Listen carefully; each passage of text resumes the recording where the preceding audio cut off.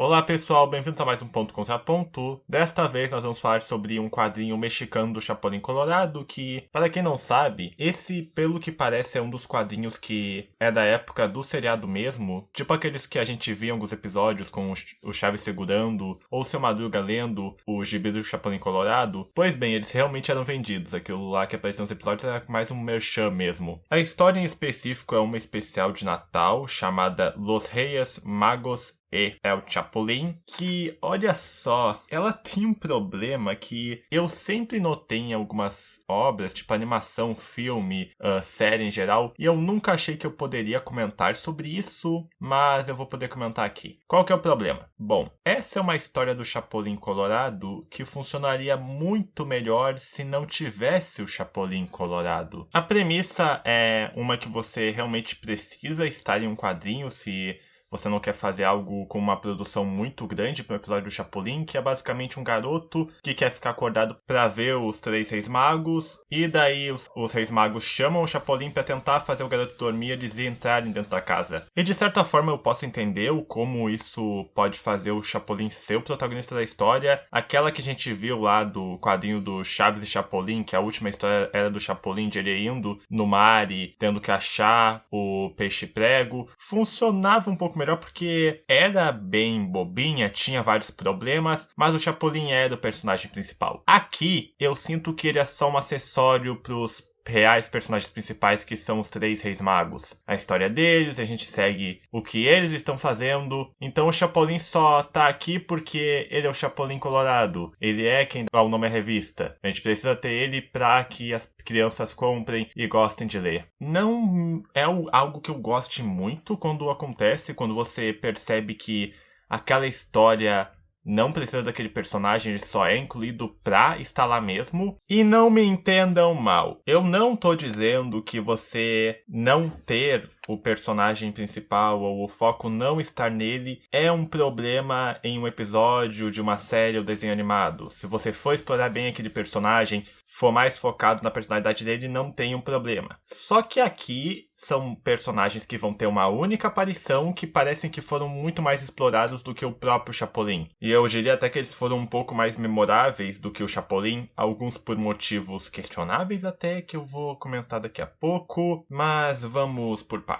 Eu também quero dar um destaque à arte deste quadrinho, porque por mais que eu tenha as minhas críticas ao piloto do desenho animado do Chaves, aos designs do Chaves animado, aquela nova série 3D que eles estão fazendo, e até mesmo ao design do desenho animado do Chapulín Colorado, eu nunca achei exatamente que tivesse algum nível de preguiça ou algo feito nas coxas, se eu posso dizer assim. Porque o traço dessa história parece que foi feito da maneira mais rápida possível só pra tirar várias cópias e vender. Os personagens, o rosto daquele garoto em específico, que é um dos personagens dessa história, é muito derretido.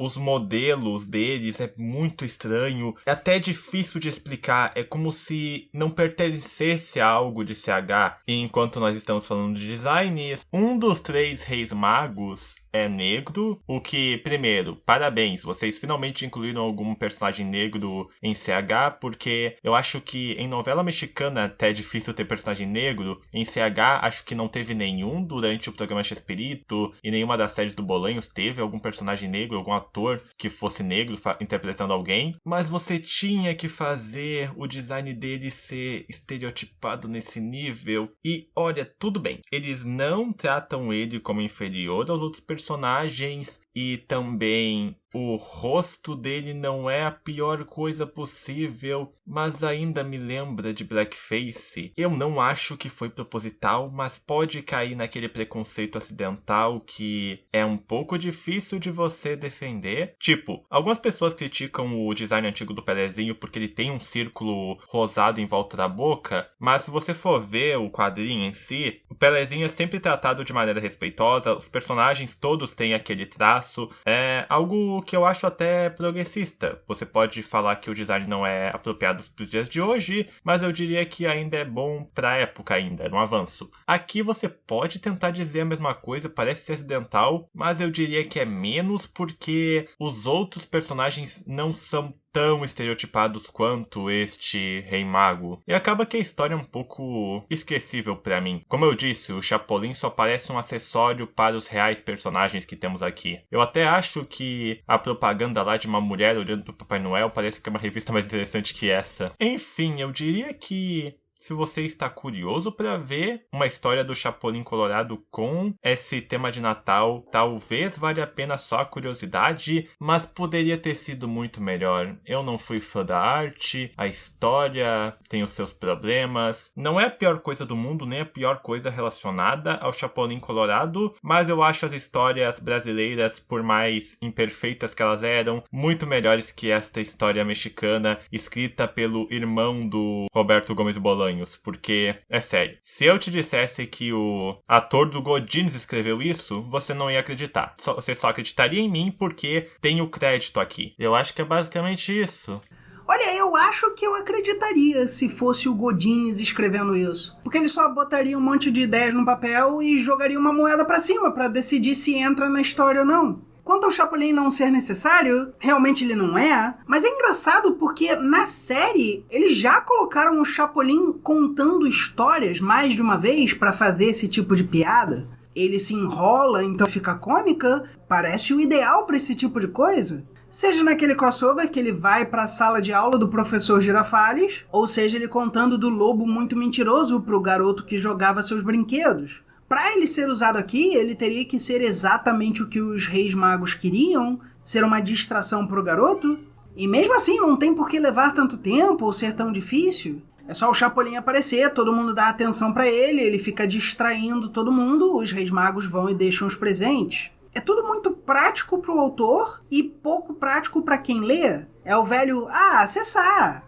Eles literalmente têm animais mágicos que voam pelo ar, mas que só estão em cena quando é necessário. Então, como eu disse no meu ponto, o Chapolin aparece em cima de um elefante que não estava ali nos quadros anteriores e não vai estar no quadro seguinte. A questão da arte, eu perdoo um pouco mais. Eu imagino que, não sendo os Estados Unidos, que tinha aquela indústria toda, e sendo anos 70, deve ser muito mais difícil ter algo bom e trabalhado. Eu acho o traço das revistinhas da Globo que tinha aqui nos anos 90 muito ruim em si, e eu vejo sendo uma questão semelhante. Só tinha a Globo, só a Globo podia fazer, então nós tínhamos inúmeras revistas do Faustão, da Xuxa, Chitãozinho e Chororó, e é tudo o mesmíssimo traço porque era a única opção. Então eu vejo como algo semelhante. Claro, a qualidade é diferente, eu prefiro as que nós tivemos aqui a essas, mas eu não vejo como teria sido muito melhor. Isso não quer dizer que como eles retratam o Rei Mago negro é aceitável, não é, nunca seria. E de fato eu entendo o que você está dizendo da inclusão. Quase sempre o primeiro exemplo de qualquer tipo de minoria é mal feito.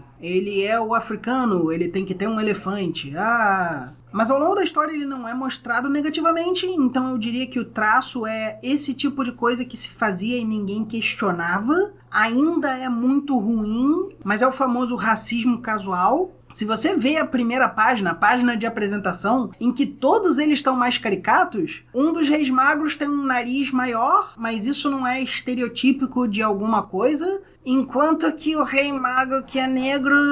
Meu Deus, que coisa horrível. E a última coisa que eu acho que eu não cheguei a comentar no meu ponto, a história é muito mais longa do que precisa ser. Isso poderia facilmente ter sido meia história, ou até um terço de história. Poderiam ser 2 ou 3 histórias em que o Chapolin encontra outros personagens festivos. Talvez ele encontre o bebê do Ano Novo, talvez ele encontre o próprio Papai Noel, ou Krampus, se quiser ter uma aventura. Aqui tem muita encheção de linguiça e nem é bem feito. Então realmente não vale a pena, a não ser que você tenha muita curiosidade para ver como eram aquelas revistas que volta e meia apareciam no programa de TV. Mas é isso. Um Feliz Natal e um bom Ano Novo para todo mundo que viu. E não se esqueçam de ver o meu ponto no meu canal. E até a próxima.